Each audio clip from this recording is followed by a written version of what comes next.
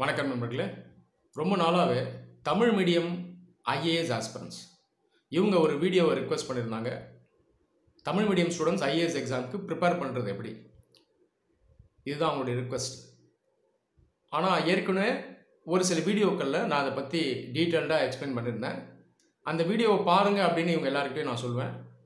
சரி, இப்போது இது சம்மந்தமாக செப்பரேட்டாக பிரத்யேகமாக ஒரு வீடியோவே அப்லோட் பண்ணிடலாம் அப்படின்னு முடிவு பண்ணேன். ஸோ இதை பற்றி தான் நாம் இந்த வீடியோவில் டிஸ்கஸ் பண்ண போகிறோம்.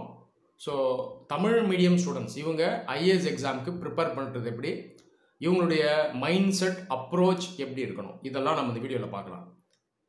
இந்த ப்ரிப்பரேஷன் பிளானை நம்ம டிஸ்கஸ் பண்ணுறதுக்கு முன்னாடி தமிழ் மீடியம் ஸ்டூடெண்ட்ஸ் இவங்ககிட்ட ஒரு முக்கியமான சில விஷயங்களை ஷேர் பண்ண விரும்புகிறேன். காரணம் என்னென்னா, இன்னைக்கு தேதியில் தமிழ் மீடியம் ஐஏஎஸ் ஆஸ்பிரன்ஸ் இவங்க மத்தியில் நிறைய மிஸ் அண்டர்ஸ்டாண்டிங் இருக்குது. எக்ஸாமினேஷனை தப்பாக அண்டர்ஸ்டாண்ட் பண்ணி வச்சுருக்காங்க. இதுக்கு ஒரு முக்கிய காரணம் இந்த ரீசன்ட் இயர்ஸில் இருக்கக்கூடிய இந்த மீடியா இன்ஃப்ளூயன்ஸ் தான், இந்த இன்டர்நெட் இன்ஃப்ளூயன்ஸ்.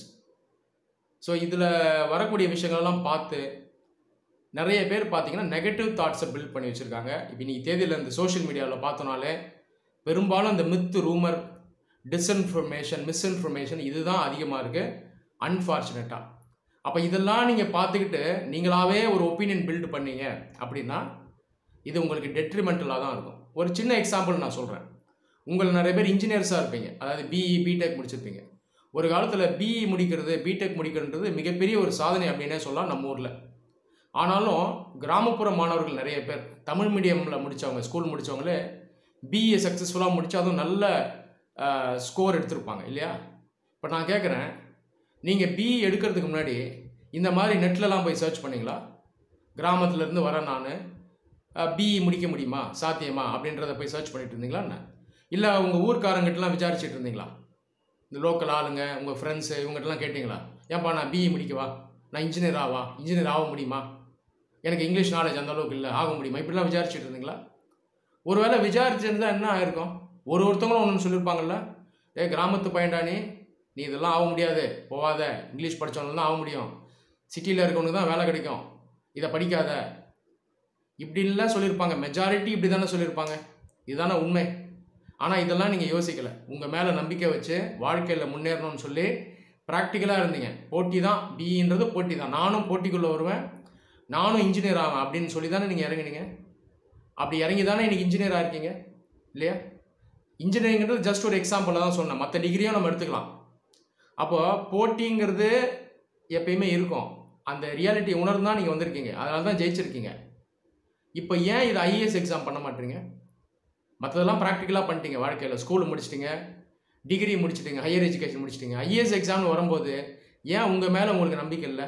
ஏன் உங்களுக்கு உண்மை மேலே நம்பிக்கை இல்லை? ஏன் ரியாலிட்டி மேலே நம்பிக்கை இல்லை? ஏன் பொய்யை நோக்கி அலையிறீங்க? யாரோ ஏதோ சொல்லிடணும், வளரிடணும் அப்படின்றத ஏன் விரும்புகிறீங்க நீங்கள்? அதை கேட்டு உங்களை நீங்களே டிமோட்டிவேட் பண்ணுறீங்க. இப்படி இருந்தோன்னா நம்மளால் முன்னேற முடியாது இல்லையா? மாற்றம் இருக்காது. ஸோ இது உங்கள் நல்லதுக்காக தான் நான் சொல்கிறேன். அப்போ நீங்கள் என்ன புரிஞ்சுக்கணுன்னா, ரியாலிட்டி என்ன அப்படிங்கிறத நீங்கள் உணரணும். ஐஏஎஸ் எக்ஸாம் பொறுத்த வரைக்கும் ஒரு சில வருடங்களாக தமிழ் மீடியம் ஸ்டூடெண்ட்ஸ்க்கு ஒரு செட்பேக் இருக்குது, இல்லைன்னு நான் சொல்ல.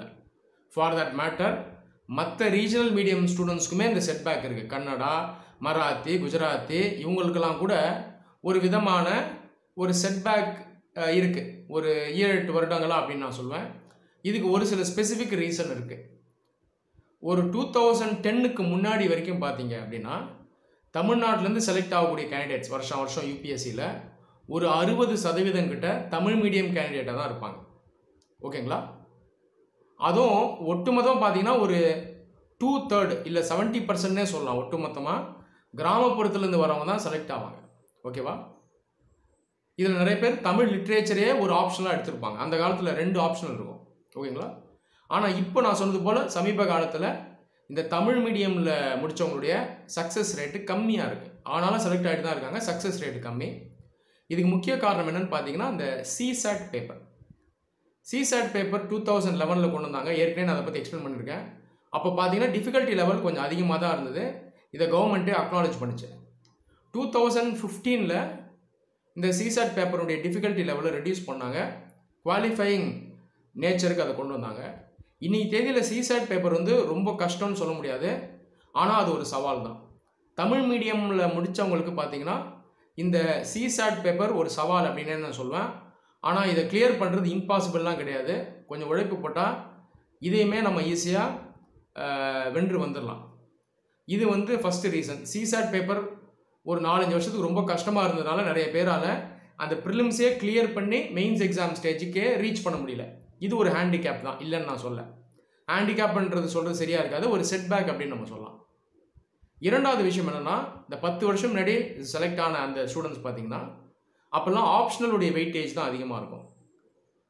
ஜிஎஸ்னுடைய வெயிட்டேஜ் கம்மி. ஜிஎஸ்ல பெருசாக எட்ஜ் இருக்காது. ஒருத்தரை விட இன்னொருத்தர் மிஞ்சி போனால் ஒரு 10 மார்க் 20 மார்க் தான் எக்ஸ்ட்ரா எடுக்க முடியும். ஆனால் ஆப்ஷனில் பெரிய எட்ஜ் காட்டலாம். அப்போ இந்த தமிழ் மீடியமில் முடித்த பசங்க பார்த்தீங்கன்னா ஆப்ஷனல் நல்ல ஹெவியாக ஸ்கோர் பண்ணுவாங்க. Literature, public administration, geography, sociology இந்த மாதிரி சப்ஜெக்ட் எடுத்து அப்போ 2 ஆப்ஷன் எடுக்கணும். நான் சொன்னேன் இல்லையா, ஆப்ஷனல்லையே நல்ல ஸ்கோர் எடுத்து ஆல்மோஸ்ட் அதிலே செலக்ட் ஆகிட்டு போயிடுவாங்க. அப்போ இந்த தமிழ் மீடியம் ஸ்டூடெண்ட்ஸ்க்கு ஒரு ட்ரம்ப் கார்டாக ஆப்ஷனல் இருந்தது. ஆனால் இந்த 2013 பார்த்தீங்க அப்படின்னா ஆப்ஷனோட வெயிட்டேஜ் இறங்கிருச்சு, ஜிஎஸ்னுடைய வெயிட்டேஜ் அதிகமாகிடுச்சு. இதுவும் ஒரு சின்ன செட்பேக் அப்படின்னு சொல்லலாம். ஆனால் இதை நம்ம கவனிக்க வேண்டியது என்னென்னா, தமிழ் மீடியம் பசங்க இதை சரியாக அவங்க வந்து உணரலை. இந்த சேஞ்சை கரெக்டாக உணர்ந்தாங்கன்னா இந்த ஜிஎஸ்னுடைய வெயிட்டேஜே அவங்களுக்கு சாதகமாக யூஸ் பண்ணலாம். ஆனால் அவங்க பண்ணுறதில்ல. இன்றைக்கி தேதியில் ஜிஎஸ் தான் வெயிட்டேஜ் அதிகம். ஆல்ரெடி உங்களுக்கு இதை பற்றி ஐடியா இருக்குன்னு நினைக்கிறேன். இப்போ ஜிஎஸ்லேயே பார்த்தீங்கன்னா எத்திக்ஸ் பேப்பர், எஸ்ஏ பேப்பர் இதிலெல்லாம் நல்ல வெயிட்டேஜ் காட்டலாம். மற்றவங்களோட ஒட்டு மொத்தமாக ஒரு 60 மார்க் இல்லை 80 மார்க் வரைக்கும் கூட நம்ம டிஃப்ரென்ஸ் காட்டலாம். ஆனால் இதை யூஸ் பண்ண மாட்டாங்க. ஸோ என்னை பொறுத்த வரைக்கும் அந்த யுத்தியை இன்னும் அவங்க லேர்ன் பண்ணல அப்படின்னு தான் நான் சொல்லுவேன். உண்மை நிலவரத்தை உணரலை அப்படின்னு தான் நான் சொல்லுவேன். ஸோ இதுதான் உண்மை. அதனால் தமிழ் மீடியம் பசங்க இந்த உண்மை நிலவரத்தை உணர்ந்து இந்த எக்ஸாம் மாற்றத்தை அவங்களுடைய சாதகமாக யூஸ் பண்ணாங்கன்னா கண்டிப்பாக மறுபடியும் தமிழ் மீடியம் ஸ்டூடெண்ட்ஸுடைய சக்ஸஸ் ரேட் வந்து கண்டிப்பாக அதிகமாகும். இதில் எந்த விதமான மாற்று கருத்தும் கிடையாது.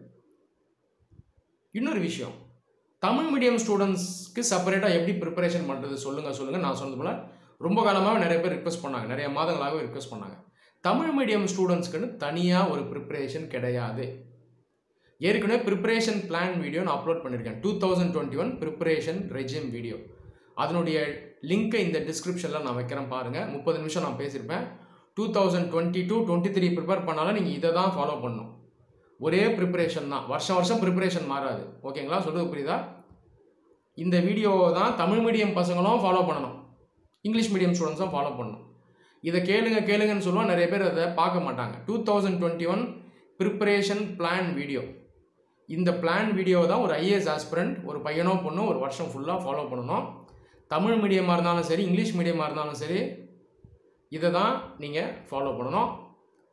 சரி, இப்போது அடுத்த கேள்வி, தமிழ் மீடியமில் எக்ஸாம் எழுதவா இங்கிலீஷ் மீடியமில் எக்ஸாம் எழுதவா அப்படின்ற கேள்வி நிறைய பேர் எழுப்புவாங்க. அதுக்கு தனியாக ஒரு வீடியோ நான் போட்டிருக்கேன். அந்த வீடியோனுடைய லிங்க்கையும் இந்த வீடியோட டிஸ்கிரிப்ஷனில் வைக்கிறேன். தயவு செஞ்சு அதையும் ஃபுல்லாக கேளுங்க. உங்களுடைய கேள்விகளுக்கெல்லாம் ஆன்சர் உங்களுக்கு வந்து சேர்ந்துடும். ஜென்ரலாக தமிழ்நாட்டில் இருக்கக்கூடிய தமிழ் மீடியம் படித்த ஸ்டூடெண்ட்ஸ் பார்த்தீங்கன்னா நார்த் இந்தியாவில் இங்கிலீஷ் மீடியம் படித்த ஸ்டூடெண்ட்ஸை விட கொஞ்சம் பெட்டராகவே இருப்பாங்க. இதுதான் உண்மை. நான் இந்தியா ஃபுல்லாக ஸ்டூடெண்ட்ஸை பார்த்துருக்கேன், மீட் பண்ணியிருக்கேன், என்னால் சொல்ல முடியும். உதாரணத்துக்கு உத்தரப்பிரதேஷில் ஒரு ப்ரைவேட் ஸ்கூலில் இங்கிலீஷ் மீடியம் முடித்த பையனை விட தமிழ்நாட்டில் உதாரணத்துக்கு மதுரையில் தமிழ் மீடியம் படித்த பையனுடைய இங்கிலீஷ் நாலேஜ் கொஞ்சம் ஸ்லைட்டாக பெட்டராகவே இருக்கும். நீங்களே பார்த்துருப்பீங்க. தமிழ் மீடியம் முடித்த நிறைய பேர் கிட்டத்தட்ட எல்லாருமே இன்றைக்கி சோஷியல் மீடியா யூஸ் பண்ணுறாங்க. ஃபேஸ்புக், வாட்ஸ்அப் இதெல்லாம் யூஸ் பண்ணுறாங்க. இதில் பெரும்பாலும் இங்கிலீஷ் லாங்குவேஜ் தான் இருக்கும். ஸோ இங்கிலீஷ் லாங்குவேஜ் வந்து உங்களுக்கு ஒரு சேலஞ்சு கிடையாது, நீங்களாகவே கற்பனை பண்ணி வச்சுருக்கீங்க, நான் பாவம்ன்றது. ஓகேவா? அது இல்லாமல் நிறைய பேர் என்கிட்ட கேட்பாங்க, இங்கிலீஷில் நான் வீக் சார், எக்ஸாம் எழுத முடியுமா, இங்கிலீஷில் நான் எழுத முடியுமா அப்படின்னு கேட்பாங்க. மறுபடியும் நான் சொல்கிறேன், இங்கிலீஷ், தமிழ், உருது, சமஸ்கிருதம், மராத்தி, குஜராத்தி எதில் வேணால் மெயின்ஸ் எக்ஸாமினேஷனாக எழுதலாம். கேள்விக்கான ஆன்சர் இருந்ததுன்னா யூபிஎஸ்சி மார்க் போடும். தமிழுக்கு ஒரு மார்க்கு, உருதுக்கு ஒரு மார்க்கு, ஹிந்திக்கு ஒரு மார்க்கெல்லாம் கிடையாது.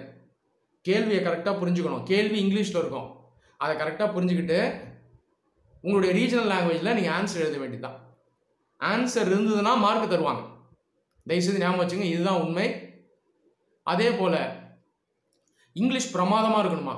மறுபடியும் சொல்கிறேன், இது மிகப்பெரிய ஒரு மித்து, ரூமர், மிகப்பெரிய ஒரு பொய். யாருக்கிட்ட வேணால் என்னால் டிபேட் பண்ண முடியும், யார் வேணால் என் கூட டிபேட்டுக்கு வரலாம். டிபேட் பண்ணி லைவாக யூடியூப்பில் கூட நான் அப்லோட் பண்ண ரெடி. இங்கிலீஷ் பிரமாதமாக லேர்ன் பண்ணியிருக்கணும், வொக்காபுலரி பிரமாதமாக இருக்கணும். ஒரு நயத்தோடு எழுதுனா தான் மெயின்ஸ் எக்ஸாமினேஷனில் மார்க் வரும்னு சொல்கிறது உண்மையே கிடையாது. பல ஸ்டூடெண்ட்ஸ் நான் பார்த்துருக்கேன். ஃபஸ்ட் ரேங்க் எடுத்தவங்க எல்லாருடைய ஆன்சர் ஷீட்டும் நான் வியூ பண்ணியிருக்கேன். என்னுடைய எக்ஸ்பீரியன்ஸ் நான் சொல்கிறேன். நானே ஒரு ஆஸ்பிரண்ட்டாக தான் இருந்திருக்கேன். மெயின்ஸ் நிறைய எழுதியிருக்கேன். நான் 3 இன்டர்வியூ ரீச் பண்ணியிருக்கேன். மெயின்ஸ் எக்ஸாம் பொறுத்த வரைக்கும் சிம்பிளான இங்கிலீஷில் கரெக்டாக எக்ஸ்ப்ரெஸ் பண்ணாலே போதும். ஓகேங்களா? தெளிவாக சொல்ல வந்த விஷயத்த சொல்லிடணும், அவ்வளோதான். ரொம்ப காம்ப்ளெக்ஸாக சென்டென்ஸை ஃப்ரேம் பண்ணணும், வொக்காபுலரி ரிச்சாக இருக்கணும் அப்படின்லாம் அவசியமே கிடையாது. சொல்லப்போனால் நிறைய ஸ்டூடெண்ட்ஸ் ஃபெயில் ஆகிட்டு வருவாங்க, நான் பார்த்துருக்கேன். காரணம் என்னென்னா, பையன் இங்கிலீஷ் பிரமாதமாக எழுதுவான், ஆனால் ரொம்ப காம்ப்ளெக்ஸாக இங்கிலீஷ் எழுதியிருப்பான், உள்ள பாயிண்ட் இருக்காது. இங்கிலீஷ் சூப்பராக இருக்கும், கேள்விக்கான விடை இருக்காது, சுற்றி எழுதியிருப்பான், மார்க் வராது. இதுதான் உண்மை. 3-4 மெயின்ஸ் எழுதி செலக்ட் ஆக மாட்டாங்க, அவங்களெல்லாம் பார்த்துருக்கேன். காரணம் என்ன? அவங்க பண்ணுற தப்பு இதுதான். உள்ள மேட்ரே இருக்காது, கண்டென்ட் இருக்காது. அப்போ அந்த மேட்டருக்கு தானே மார்க்கு இல்லையா? அதுதான் மார்க் தரும் யூபிஎஸ்சி. அது இல்லாமல் இங்கிலீஷ் நயத்துக்கெல்லாம் மார்க் போட மாட்டாங்க. ஆனால் தமிழ் மீடியம் ஸ்டூடெண்ட்ஸ் பண்ணுற தப்பு என்னென்னா, இங்கிலீஷ் பிரமாதமாக எழுதணும் போல இருக்குன்னு சொல்லி இவங்களாவே ஒரு தப்பான அண்டர்ஸ்டாண்டிங்கில் இருப்பாங்க. நிறைய ஸ்டூடெண்ட்ஸ் என்கிட்ட ஃபோனில் பேசுவாங்க. என்ன தான் சொன்னாலும் பையன் கன்வின்ஸ் ஆக மாட்டான். வொக்காபுலரி வீக்குன்னு சொல்லுவான். அதை விட்டு தொலைப்பான்னு சொல்லுவோம். வொக்காபுலரினா என்ன நீ எனக்கு சொல்லுன்னு கேட்பேன். அதே நிறைய பேருக்கு ஐடியா இருக்காது. ஆனால் இந்த யூடியூப் வீடியோவை பார்த்து நெட்டில் ஹெவியாக இன்ஃப்ளூயன்ஸ் ஆகி இவங்களாவே ஒரு தப்பான ஒரு மைண்ட் செட்டில் இருப்பாங்க. அதே போல் நிறைய பேர் இவங்க பார்த்தீங்கன்னா இன்னும் வித்தியாசமாக யோசிப்பாங்க. தமிழில் எழுதுனா ஒருவேளை மார்க் அதிகம் வரும் போல இருக்குது, தமிழ் எழுதுறவங்க நம்பர் கம்மி, அதனால் ஒருவேளை மார்க் அதிகம் போட்டு விட்ருவாங்க போல இருக்கு, போனஸ் மாதிரி போடுவாங்க அப்படிலாம் சில பேர் யோசிச்சிருப்பாங்க. மற்ற சில ரீஜனல் லாங்குவேஜில் எப்படி யோசிக்கணும்னு இருக்காங்க. உருது லிட்ரேச்சர் எழுதுறவங்க கம்மி, இப்போ உருது லிட்ரேச்சர் எடுத்துக்கிறேன், உருதுலேயே எழுதிடுறேன் மெயின்ஸை, மார்க் அதிகம் வரும் போல இருக்குது அப்படின்னு யோசிப்பாங்க. இதுவும் உண்மை கிடையாதுங்க. தமிழில் எழுதுனா மார்க்கை ரெடியூஸ் பண்ண மாட்டாங்க. தமிழில் எழுதிங்கன்னா மார்க்கை எக்ஸ்ட்ராவும் வாரி வழங்க மாட்டாங்க. நம்பர் எழுதுறது கம்மி, அதனால் மார்க் வரும்லாம் கிடையாது. நீங்கள் எழுதுகிற கண்டென்ட்டுக்கு ஏற்ற மாதிரி தான் மார்க் வரும். யூபிஎஸ்சி ஒரு கான்ஸ்டியூஷன் பாடி. ஏற்கனவே நான் பல முறையே சொல்லியிருக்கேன். மெயின்ஸ் எக்ஸாம் பேப்பரை திருத்தக்கூடியவங்களுக்கே தனியாக ட்ரைனிங் இருக்குது. ஓகேங்களா? ஸோ காலேஜ்லலாம் ஆசிரியராக இருக்கவங்களை கூப்பிட்டு வந்து தான் அந்த வேலையை செய்ய வைப்பாங்க. அவங்களுக்கு சம்பளம் கொடுத்து ட்ரெயின் பண்ணி இந்த வேலை நடக்கும். அந்த எக்ஸாமினருக்கெல்லாம் ஒரு ஹெட் எக்ஸாமினர் இருப்பார். இந்த அளவுக்கு ஆர்கனைஸ்டாக வச்சு தான் அந்த வேலையை செய்கிறாங்க. அதனால் நம்ம சும்மா லாங்குவேஜை மாற்றி எழுதுறதுனாலலாம் நமக்கு வந்து மார்க் வந்துடாது. நான் சொல்கிறது புரியுதா? அதனால் இதுதான் உண்மை. அப்போ தமிழில் எழுதினாலும் இங்கிலீஷில் எழுதினாலும் ஒரே மார்க்கு தான், இல்லை வேறு லாங்குவேஜில் எழுதினாலும் ஒரே மார்க்கு தான். தமிழ் மீடியம் ஸ்டூடெண்ட்ஸ் நான் சொன்னது போல் அந்த கைட்லைன் வீடியோவை பாருங்கள், அந்த கைடன்ஸ் வீடியோவை பாருங்கள். இங்கிலீஷில் டீசெண்டான நாலேஜ் இருந்தால் தயவு செஞ்சு இங்கிலீஷில் எழுதுங்க. அதுக்கான பலன்களை நான் சொல்லியிருக்கேன். தமிழ்நாட்டுக்கு வேலை செய்யணும், உங்களுடைய சொந்த மொழி மக்களுக்காக வேலை செய்யணும் அப்படின்னா இங்கிலீஷில் எழுதுங்க. ஹோம் கேடர் வாங்க, தமிழ்நாட்டுக்கே வாங்க, சொந்த மக்களுக்கு சேவை பண்ணுங்கள். ஓகேங்களா? சொந்த மண்ணுக்கு சேவை பண்ணுங்கள். அதனால் இதுதான் உண்மை. தமிழ்லேயே போய் எழுதிட்டு வரணும்லாம் அவசியம் கிடையாது. ஓகேவா? ஸோ எது நமக்கு ப்ராக்டிக்கலாக செட் ஆகுதோ அதை தான் பண்ணணும். நான் சொன்னது போல் 75% 80% கேண்டிடேட்ஸ் பார்த்தீங்கன்னா இங்கிலீஷில் ஆல்ரெடி நல்ல நாலேஜ் இருக்கும், ஆனால் இவங்களாவே நான் பாவம் அப்படின்னு நினச்சிருப்பாங்க. அதனால் அந்த வீடியோவை பாருங்கள். டீசெண்டான இங்கிலீஷ் நாலேஜ் இருக்குது, புக் எடுத்தால் புரியுது, இங்கிலீஷில் சிம்பிளாக சென்டென்ஸ் ஃப்ரேம் பண்ண எழுத முடியுதுன்னா தயவு செஞ்சு இங்கிலீஷில் எழுதுங்க. ஓகேங்களா? ஸோ இதை தான் நீங்கள் பண்ணணும். 2021 ப்ரிப்பரேஷன் வீடியோ மறுபடியும் சொல்கிறேன். இந்த வீடியோவை தான் தமிழ் மீடியம் ஸ்டூடெண்ட்ஸும் ஃபாலோ பண்ணணும். ஓகேங்களா? சரி, இப்போ இங்கிலீஷ் எனக்கு கஷ்டமாக இருக்குது, மெயின்ஸ் எக்ஸாமினேஷனை நான் இங்கிலீஷில் எழுத விரும்பலை, தமிழ்லேயே எழுதிக்கிறேன். அதே போல் ரிசோர்ஸஸ் இருக்குது இல்லையா, புக்ஸ், இதையும் தமிழ் புக்கிலேருந்தே நான் படிச்சுக்கிறேன், இந்த டிரான்ஸ்லேட்டட் மெட்டீரியல்லேருந்து படிச்சுக்கிறேன், நடப்பு செய்திகளும் இதே மாதிரி நான் பண்ணிக்கிறேன் அப்படின்னு சொல்லக்கூடியவங்க என்ன பண்ணணும் அப்படிங்கிறத நான் சொல்கிறேன். இந்த மாதிரி முடிவு எடுத்திருக்கவங்களும் 2021 ப்ரிப்பரேஷன் ரெஜிம் வீடியோவை தான் ஃபாலோ பண்ணணும். அந்த வருஷம் ஃபுல்லாக சொன்னது தான் நீங்களும் பண்ணணும். ஆனால் மெயின்ஸை தமிழில் எழுதணும்னு முடிவு பண்ணவங்க ஒரு சில விஷயங்களை செப்பரேட்டாக பண்ணணும், எக்ஸ்ட்ராவாக பண்ணணும். அது என்னங்கிறத சொல்கிறேன். முதல் விஷயம், நீங்கள் ப்ரீவியஸ் இயர் கொஷின் பேப்பரை எடுத்து பார்க்கணுன்னு அந்த வீடியோவில் நான் சொல்லியிருப்பேன். நீங்களும் அதை தான் பண்ணணும். ஆனால் நீங்கள் என்ன பண்ணணும் அப்படின்னா, ப்ரிலிம்ஸ் பேப்பர், மெயின்ஸ் பேப்பர், இந்த கொஷினை நீங்கள் தமிழில் டிரான்ஸ்லேட் பண்ணணும். ட்ரான்ஸ்லேட் பண்ணுறதுக்கு எழுதி ட்ரான்ஸ்லேட் பண்ணலாம், இல்லை நீங்கள் மைண்ட்லேயே கூட ட்ரான்ஸ்லேட் பண்ணலாம். உதாரணத்துக்கு ப்ரிலிம்ஸில் ஒரு கேள்வியை எடுக்கிறீங்க அப்படின்னு வச்சுப்போமே. உதாரணத்துக்கு எக்கனாமியில் வருதுங்க ஒரு கேள்வி. எக்கனாமியில் ஒரு கேள்வி இருக்குது. In times of fiscal deficit what actions can the government can take அப்படின்னு இருக்குன்னு வைங்க ஒரு கேள்வி. அது கீழே ஸ்டேட்மெண்ட் இருக்கும். அதை நீங்கள் தமிழில் அண்டர்ஸ்டாண்ட் பண்ணணும். இவ்வளோ தான் நீங்கள் பண்ணணும். அப்போ ஃபிஸ்கல் டெஃபிசிட்னா என்ன? அந்த நிதி பற்றாக்குறை. இதில் அரசு எந்த விதமான நடவடிக்கைகளை எடுக்கும். இந்த மாதிரி நீங்களே டிரான்ஸ்லேட் பண்ண வேண்டியதான். எழுதி பண்ணிங்கன்னா பெட்டர். கீழே இருக்க ஸ்டேட்மெண்ட்டையும் டிரான்ஸ்லேட் பண்ணுங்கள். ஃபஸ்ட்டு ரெடியூசிங் டாக்ஸஸ் அப்படி டிரான்ஸ்லேட் பண்ணுங்கள். அடுத்தது இன்க்ரீஸிங் டாக்ஸஸ். டாக்ஸுங்கிறது வரி, அவ்வளோதான். அதை அதிகப்படுத்துறது இறக்குறது, இவ்வளோ தான். ஓகேவா? சொல்கிறது புரியுதா? அடுத்தது ரெடியூசிங் கவர்மெண்ட் எக்ஸ்பெண்டிச்சர், அரசினுடைய அந்த செலவுகளை ரெடியூஸ் பண்ணுறது. இந்த மாதிரி டிரான்ஸ்லேட் பண்ணி அண்டர்ஸ்டாண்ட் பண்ணணும். ஆன்சரை தேடக்கூடாது. மறுபடியும் சொல்கிறேன், ஆன்சரை அப்புறம் தான் நீங்கள் சால்வ் பண்ண முடியும். சொன்னதை மட்டும் பண்ணுங்கள். கொஷினுக்கான டிரான்ஸ்லேஷனை பண்ணணும், கொஷினை புரிஞ்சுக்கணும், இதை பண்ணணும். சொல்லப்போனால் இதை இங்கிலீஷ் மீடியம் ஸ்டூடெண்டாலே பல பேர் ஒழுங்காக செய்ய மாட்டாங்க. ஓகேங்களா? அதனால் இங்கே லாங்குவேஜ் முக்கியம் கிடையாது, அந்த அண்டர்ஸ்டாண்டிங் தான் முக்கியம். மெயின்ஸ் பேப்பரையும் அதுதான் பண்ணணும். மெயின்ஸ் ஜிஎஸ் பேப்பர் எடுத்துங்க. எத்திக்ஸை ஃபஸ்ட்டு பண்ண வேணாம், மற்ற 3 ஜிஎஸ் பேப்பர் எடுத்துங்க. எஸ்ஏ பேப்பரையும் எடுத்துங்க. கொஷின்ஸை டிரான்ஸ்லேட் பண்ணுங்கள், புரிஞ்சுக்கோங்க. இதை தான் நீங்கள் பண்ணணும். உதாரணத்துக்கு ஹிஸ்ட்ரி பேப்பர் ஜிஎஸ் பேப்பர் 1 இருக்குன்னு இங்கே கேள்வி. இங்கிலீஷில் தான் இருக்கும். இங்கிலீஷ் ஹிந்தியில் தான் வரும் இல்லையா கேள்வி. ஸோ இங்கிலீஷில் இருக்குங்க கேள்வி. What are the achievements of Vijayanagar empire in the cultural sphere அப்படியே டிரான்ஸ்லேட் பண்ணுங்கள். ஸோ விஜயநகர் எம்பையர் இருக்கு இல்லையா, ஸோ இவங்களுடைய அந்த அச்சீவ்மெண்ட்ஸ் எல்லாம் என்ன, அவங்க சாதித்தது என்ன, கல்ச்சரில் கலாச்சார ரீதியாக என்னென்ன பண்ணாங்க, லிட்ரேச்சரை எப்படி வளர்த்தாங்க, எந்தெந்த மொழிகளை வளர்த்தாங்க. ஸோ இந்த மாதிரி விஷயங்கள் தான் நீங்கள் ஆன்சராக எழுதணும். ஸோ இந்த கேள்விகள் வரும்பொழுதும் அதை டிரான்ஸ்லேட் பண்ணுங்கள். அவ்வளோதான், இதுதான் நீங்கள் பண்ணணும். ரொம்ப ரொம்ப சிம்பிள். சயின்ஸ் கேள்வி இருக்குன்னு வைங்க. List the recent developments in space research. விண்வெளி சம்மந்தமான அந்த ஆராய்ச்சியில் இந்திய நாடு சமீப காலத்தில் என்னென்ன வளர்ச்சியை எட்டியிருக்கு, என்னென்ன சாதிச்சிருக்கு, அவ்வளோதான். இந்த மாதிரி டிரான்ஸ்லேட் பண்ணணும். ஓகேங்களா? இதை கண்டிப்பாக பண்ணி ஆகணும். 2000 அந்த ப்ரிப்ரேஷன் ரெஜிம் வீடியோவில் சொன்னதை நீங்கள் பண்ணணும். ரெண்டாவது விஷயம், நடப்பு செய்திகள் பொறுத்த வரைக்கும் 2021 பிளான் வீடியோவில் சொன்னதே தான் உங்களுக்கும். நீங்கள் வந்து இங்கிலீஷ் நியூஸ் பேப்பர் பதிலாக தமிழ் நியூஸ் பேப்பரை வாங்கி படிக்கணும். தமிழ் இந்து நியூஸ் பேப்பரை வாங்கி படிங்க. இதை நீங்கள் பண்ணிங்கன்னா போதும். ஸோ நடப்பு செய்திகளை நீங்கள் அப்படியே தான் படிக்கணும். லாங்குவேஜ் மட்டும் மாறும், அவ்வளோதான். தமிழ் இந்து நியூஸ் பேப்பரை வாங்கி எப்படி நோட்ஸ் எடுக்கணுமோ அதே மாதிரி தான் நீங்கள் நோட்ஸ் எடுக்கணும். ஓகேங்களா? நோட்ஸ் எடுக்கிறது எப்படி, அதுக்கு நான் செப்பரேட்டாக கைடன்ஸ் வீடியோ போட்டிருக்கேன், அதை பாருங்கள். எல்லாத்துக்கும் நான் வந்து கைடன்ஸ் வீடியோ போட்டிருக்கேன். கீவேர்டை வச்சு சர்ச் பண்ணிங்கன்னா யூடியூப்பில் அந்த வீடியோ வரும், நீங்கள் பார்க்கலாம். ஓகேங்களா? ஸோ ரெண்டாவது விஷயம், நடப்பு செய்திகளையும் தமிழ்லேயே படித்து தமிழ்லேயே நோட்ஸ் எடுத்து வைக்கணும். அந்த தமிழில் எழுதுகிற நோட்ஸ் இருக்கு இல்லையா, மிகப்பெரிய வேல்யூபிள் ரிசோர்ஸ். அது அப்படியே மெயின்ஸ் எக்ஸாமினேஷனுக்கு ஹெல்ப்ஃபுல்லாக இருக்கும். அதை அப்படியே நம்ம எழுதலாம். மூணாவது விஷயம், பெரிய பெரிய டாபிக்ஸ் இருக்கும், அதுக்கு நோட்ஸ் எடுக்க சொல்லியிருப்பேன். தமிழ் மீடியம் ஸ்டூடெண்ட்ஸ் இதையே நீங்கள் பண்ணணும், அவ்வளோதான். ஓகேவா? இங்கிலீஷில் பண்ணுறது அப்படியே நீங்கள் இதில் பண்ணணும். ஸோ ஒரு சில லார்ஜ் மேக்ரோ டாபிக்ஸ் எல்லாம் இருக்கும். உதாரணத்துக்கு agriculture, sustainable development, women empowerment, environment, human rights, இந்த மாதிரி சொல்லிட்டு போகலாம். இந்த மாதிரி பெரிய டாபிக்ஸ்க்கெல்லாம் தமிழ்லேயே நீங்கள் ஏற்கனவே என்ன படிச்சிங்களோ அதை கன்சால்டேட் பண்ணி சம்மரைஸ் பண்ணி நோட்ஸை எடுத்து தமிழ்லேயே நோட்ஸ் எடுத்து மெயின்டைன் பண்ணி வைக்கணும். இதை பண்ணணும். ஓகேங்களா? ஸோ 3 விஷயம் பார்த்துட்டோம். நாலாவது விஷயம் பார்த்தீங்கன்னா சிசாட் பேப்பர். சிசாட் பேப்பரில் கம்ப்ரஹென்ஷன் இங்கிலீஷில் தான் இருக்கும், வேறு வழி இல்லை. இதுக்கு இங்கிலீஷை நம்ம கொஞ்சம் படித்து தான் ஆகணும்.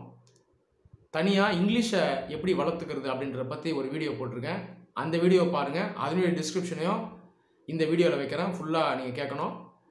சிசாட் கம்ப்ரஹென்ஷன் பொறுத்த வரைக்கும் இங்கிலீஷ் வந்து ஒரு சவால் தான், இல்லைன்னு நான் சொல்லலை. தமிழ் மீடியம் முடிச்சிருக்கீங்க, இங்கிலீஷ் கொஞ்சம் கஷ்டமாக இருக்குன்னா கொஞ்சம் பொறுமையாக இருந்தாங்க ஆகணும், அவசரப்படக்கூடாது. நீங்கள் அந்த வீடியோவில் சொன்னதெல்லாம் நீங்கள் பண்ணணும். டெய்லிக்கும் ஒரு அரை மணி நேரத்துலேருந்து 1 மணி நேரம் எக்ஸ்ட்ராவாக ஒதுக்கணும். டிக்ஷனரி ஒன்று வாங்கி வச்சுக்கோங்க, இந்த பைலிங்குவல் டிக்ஷனரி வாங்கிக்கோங்க. நீங்கள் வந்து ஸ்கூல் புக் இருக்குல்ல, இந்த புக்கை வாங்கணும். ஸ்கூல் புக் இங்கிலீஷ் புக்கை வாங்கணும். 5ஆம் கிளாஸ் 6ஆம் கிளாஸ் புக்கை வாங்கி அதில் இருக்கக்கூடிய அந்த ஸ்டோரி எல்லாம் இருக்கும், ஸ்டோரிஸ் இதெல்லாம் நீங்கள் வந்து படிக்கணும். அதுலேயே கம்ப்ரஹென்ஷனும் இருக்கும், அதெல்லாம் நீங்கள் சால்வ் பண்ணணும். இதை பண்ணால் போதும். ஈகோவெல்லாம் விட்டுருணும். புக் ஷாப் போய் ஒரு 100 ரூபா கொடுத்து ஸ்கூல் புக்கை வாங்கி நான் சொன்ன விஷயங்களை படிக்கணும். ஸ்கூல் புக் எடுத்து அதில் இருக்கக்கூடிய அந்த லெசன்ஸை படித்தாலே நம்மளுடைய இங்கிலீஷ் வந்து அற்புதமாக வளரும். இதை நீங்கள் பண்ணணும். இது 4வது விஷயம். 5வது விஷயம், எக்ஸாம் கிட்ட வரும்போது 2021 ப்ரிப்பரேஷன் வீடியோவில் சொன்னது மாதிரி நீங்களும் மாடல் டெஸ்ட் எடுக்கணும். ப்ரிலிம்ஸ் எடுக்கணும். ப்ரிலிம்ஸ் முடித்தோடனே மெயின்ஸ்க்கான மாடல் டெஸ்ட்டும் நீங்கள் எடுக்கணும். ஸோ நான் சொன்னதை பண்ணாலே உங்களால் கம்ஃபர்டபுளாக அந்த டெஸ்ட்டை எழுதி ஆன்சர் பண்ண முடியும். இனி இதில் பெரும்பாலான அகாடமிஸ் வந்து தமிழ்லேயும் ஃபீட்பேக் அளிக்கிறாங்க. ஸோ நீங்கள் மெயின்ஸ் எக்ஸாமினேஷனோட ஃபீட்பேக்கை தமிழ்லேயே எழுதி அவங்கக்கிட்ட நீங்கள் இந்த ஃபீட்பேக்கை வாங்கிக்கலாம். அதனால் இந்த விஷயங்களை நீங்கள் செஞ்சீங்கனாலே போதும். நான் மறுபடியும் சொல்கிறேன், ஐஏஎஸ் எக்ஸாம் பாஸ் பண்ணுறது இங்கிலீஷ் நாலேஜ் தேவை. ஆனால் போதுமான அளவு இருந்தால் போதும். பிரமாதமான இங்கிலீஷ் நாலேஜ்லாம் தேவையே கிடையாது. அதனால் இந்த பொய்யான விஷயங்களை நீங்கள் நம்பாதீங்க. உங்கள் மேலே நம்பிக்கை வைங்க. உங்களால் கண்டிப்பாக செய்ய முடியும். இங்கிலீஷில் ஒருவேளை வீக்காக இருந்தீங்கன்னா ஒரு சில எஃபர்ட்ஸை எக்ஸ்ட்ரா போடணும். நான் சொன்ன விஷயங்களை நீங்கள் செஞ்சீங்கனாலே போதும். தமிழ்லேயே நீங்கள் எழுதணும்னு ஒருவேளை முடிவு பண்ணிட்டீங்கனாலும் நான் சொன்ன விஷயங்களை நீங்கள் செஞ்சீங்கன்னா உங்களுக்கு கண்டிப்பாக வெற்றி நிச்சயம். இந்த வீடியோ உங்கள் எல்லாருக்கும் ஹெல்ப்ஃபுல்லாக இருந்துன்னு நம்புகிறேன். நன்றி.